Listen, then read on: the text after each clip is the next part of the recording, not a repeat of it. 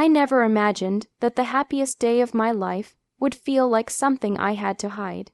As a little girl, I used to dream about my wedding soft music playing in the background, laughter echoing through a beautifully decorated hall, and my mother standing beside me, smiling with pride as she helped me adjust my veil. In every version of that dream, she was always there, but reality had rewritten that dream into something quieter and far more complicated. My mother and I hadn't spoken in 3 years. The last conversation we had still echoed painfully in my mind. I had told her about the man I loved, the one who made me feel safe, respected, and truly seen. Instead of happiness, her face twisted with disapproval. She didn't try to understand. She didn't ask questions. She judged. "He's not good enough for you," she had said coldly. "If you marry him, don't bother coming back. You won't be my daughter anymore." At the time, I thought she didn't mean it. Mothers don't just abandon their children over love, right? But she did. Days turned into weeks, weeks into months, and eventually, silence became our new normal. No calls, no messages, no apologies, just an empty space where a mother's love used to be. That silence forced me to grow in ways I never expected. I learned to stand on my own. I learned to heal without closure. And slowly, I built a life that didn't depend on her approval. So when the day finally came for me to marry the man she had rejected, I made a choice. I kept it a secret. The ceremony was small, intimate, and filled only with people who had stood by me when she didn't. We chose a quiet garden, surrounded by blooming flowers and soft sunlight filtering through the trees. It wasn't grand, but it was full of something far more important, peace. I stood there in a simple white dress, my hands trembling slightly as I held onto my fiancé's. His presence grounded me, reminding me why I was here, why I had chosen this path. Beside me stood my grandfather, the man who had silently stepped into the role my mother left behind. He gave me strength without asking for anything in return. For a moment, everything felt perfect. The air was warm, the atmosphere gentle, and my heart, though nervous, was full. Until suddenly, the sound of the gate creaking open broke through the calm. A strange chill ran down my spine.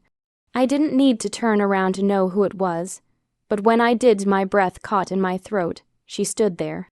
My mother, uninvited, unapologetic.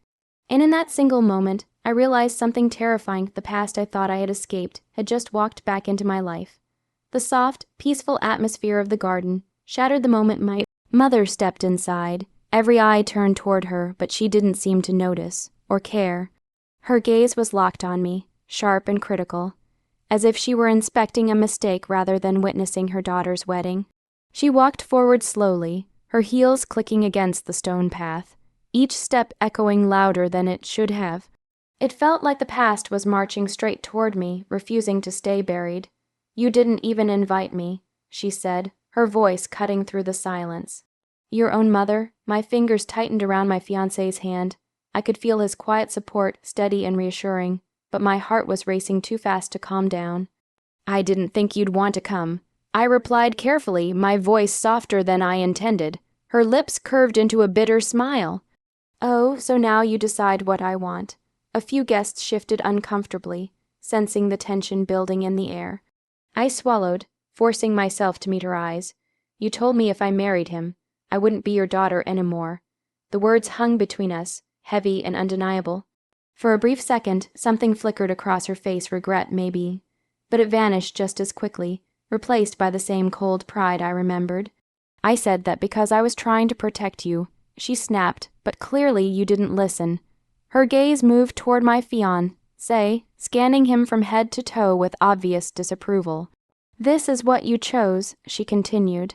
"This is the life you threw everything away for." The insult stung, but not in the same way it used to. There was still pain, yes, but beneath it there was something stronger, something steadier. "No," I said quietly. "This is the life I built for myself." Her expression hardened. "Don't twist things. After everything I sacrificed for you, this is how you repay me. By hiding your wedding like it's something shameful." A lump formed in my throat, but I refused to let my tears fall. "It's not shameful," I said. "It's peaceful. There's a difference." The words seemed to hit her harder than I expected. Her voice rose, sharper now, almost desperate to regain control. "You're making a mistake, and I won't stand here and watch you ruin your future." There it was again, the same belief that she knew what was best for me, no matter how much it hurt, but something had changed. For the first time, I wasn't shrinking under her words. I wasn't that scared girl seeking her approval anymore. I took a small breath, steadying myself. "You're not here to support me," I said. "You're here to control me." The garden fell completely silent. Her eyes widened slightly, caught off guard by my calm honesty, and just as she opened her mouth to argue, a firm, steady voice broke through the tension. Enough, the word hung in the air like a command no one dared to ignore. Enough. All eyes turned toward my grandfather. He stepped forward slowly, his posture straight despite his age, his presence calm yet unshakable. He wasn't a man who spoke often, but when he did, his words carried weight, the kind that settled deep and stayed there. My mother let out a short, dismissive laugh. "This is between me and my daughter." My grandfather didn't even hesitate. "No," he said firmly, "this is about the way you've treated her." The shift in the air was immediate. For the first time since she arrived, my mother looked slightly unsettled. "You don't get to walk in here."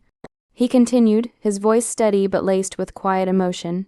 "After years of silence, after turning your back on her and act like you still have the right to control her life." I never turned my back on her. My mother snapped, her voice rising defensively. "She's the one who chose this life over her own family." My grandfather's eyes didn't leave hers. "No, she chose love. You're the one who made her choose." The truth landed heavily, silencing even the restless whispers among the guests. "She came to you," he went on, softer now, but no less powerful. "She trusted you. She wanted your blessing, and instead of giving her guidance, you gave her an ultimatum." I felt my chest tighten as memories rushed back. Me standing in front of my mother, hopeful, nervous, and then completely shattered by her words. She cried. My grandfather said, his voice trembling just slightly, "Do you know that? She cried herself to sleep for months, wondering what she had done to deserve being cast aside." My breath caught. I hadn't realized he had noticed. I thought I had hidden that pain, buried it deep enough that no one could see. But he had seen it. He had always seen me. And the worst part, he continued, his gaze unwavering. "She still loved you through all of it." My mother's expression faltered. The confidence she walked in with was slowly unraveling, thread by thread. "I was trying to protect her," she said again, but this time her voice lacked its earlier strength. "No," my grandfather replied gently, "you were trying to control her." Silence fell once more, deeper, heavier than before. He took a step closer, his voice calm but final. "This is her day, her life, her choice." Then, after a brief pause, he added, "And you don't get to ruin it." The words were simple, but they carried years of unspoken truth. My mother stood there, speechless for the first time in my life. "And now," my grandfather said, his tone firm again, "you have a choice. You can stay here quietly and respect her happiness, or you can leave. No anger. No shouting, just truth, and for once, the decision was no longer hers to control." The silence that followed felt endless. My mother stood frozen, her eyes moving from my grandfather to the guests and finally to me. For the first time in my life, she looked unsure, like the ground beneath her certainty had started to crack. I held her gaze, my heart steady despite everything swirling inside me. I wasn't afraid anymore. I wasn't waiting for her approval. And I wasn't going to break. For years, I had imagined this moment differently. I thought if I ever stood in front of her again, I would cry or argue, or try one last time to make her understand me. But now, standing here in my wedding dress, I felt something unexpected. Peace. Her lips parted slightly, as if she wanted to say something. Something important, maybe even an apology. But no words came out. Perhaps she didn't know how, or perhaps she finally realized that words alone wouldn't fix what had been broken. Her eyes softened for a brief second, and I saw a glimpse of the mother I used to know. But it wasn't enough. Not after years of silence, not after choosing pride over love, not after making me feel like I had to earn a place in her heart. She looked around once more, taking in the reality of the moment. This wasn't her world anymore. She wasn't in control here. No one was waiting for her permission. No one was asking for her approval, and that realization defeated her more than any argument ever could. Without another word, she turned around.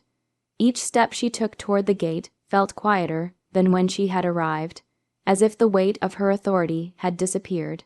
The same gate that once creaked so loudly now closed with a soft, final sound, and just like that she was gone. I didn't chase her. I didn't call out. I simply stood there, breathing in a moment I never thought I would experience, the moment I finally let her go. A gentle squeeze on my hand pulled me back. My fiancé smiled at me, his eyes full of warmth and reassurance. Beside me, my grandfather gave a small nod, pride shining in his expression. The ceremony resumed, but everything felt different now. Lighter, brighter, free as I spoke my vows, my voice didn't tremble anymore. Every word came from a place of truth, not fear. I wasn't just promising love to the man in front of me. I was honoring myself, the strength it took to stand here, and the journey that brought me to this moment. And that's when I understood something powerful. The sweetest revenge isn't proving someone wrong. It's no longer needing them to be right. It's choosing happiness when they expected you to fall apart. It's building a life so full of love that their absence no longer feels like a loss. As I slipped the ring onto his finger, a quiet smile touched my lips, because in the end, I didn't lose my mother that day. She lost me, and I finally found a life where I was more than enough.